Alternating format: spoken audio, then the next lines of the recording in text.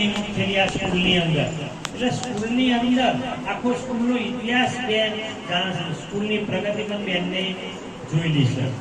સ્કૂલની અંદર જે કાંઈ અગવડતાઓ પડી એ બધી જ બેનને અનુભવેલી છે. ઘણી વખત મને એકલો હોય ત્યારે જૂની વાતો કરે, સાહેબ આવી તકલીફ હતી, આમ હતું, પણ હવે આપણે ઘણી બધી સગવડતા થઈ ગઈ.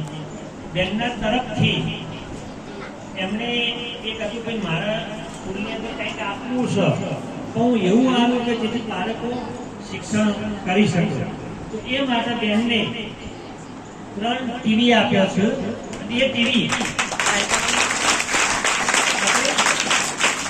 નેટથી કનેક્ટ કરી શકીએ, પેન ડ્રાઈવ કનેક્ટ કરી શકીએ. અને એમાંય બાલવાટિકા પહેલું બીજું કે જે 3 વર્ગ જે નીચે જે બેઝિક પાયો છે એ બાળકો એનો લાભ લઈ શકે. એ બદલ સારા પરિવાર પણ એમનો આભાર માને છે. અમારી સ્કૂલની અંદર બાળકો એનો શિક્ષણનો લાભ લે છે એની ખાતરી આપું છું. એમને રેખાબેન વિશે વાત કરીએ તો પહેલી વસ્તુ તો લાગણીશીલ અતિશય.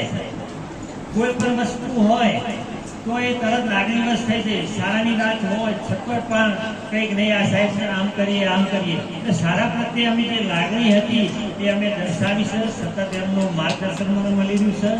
રેખાબેનના પરિવારની અંદર આમ તો કહીએ તો હર્ષદભાઈને પણ મારો 12 વર્ષનો પરિચય થયેલો.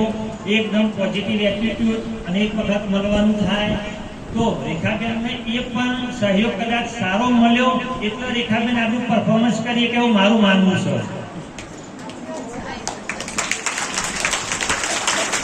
કારણ કે ઘણી જવાબદારીઓ બેનને હું જાણું. બાળકોએ શિક્ષણ મેળવ્યું, સતત પ્રગતિ થઈ. ભગવાનની દયાથી આજે બંને બાળકો એમના ફોરેન્સ એ પણ એક હસી લાગણી આપણે અનુભવીએ. આટલી બધી મુશ્કેલીઓ હોય છે, કારણ કે જ્યારે જીવન શરૂઆત થઈ હોય ત્યારે મુશ્કેલીઓ ઘણી બધી હોય. એ બધી જ મુશ્કેલીઓ વેઠી તેને સુખરૂપ પોતે પાર કર્યું અને આજે બેન આપણી શાળામાંથી નિવૃત્ત થઈ રહ્યા છે.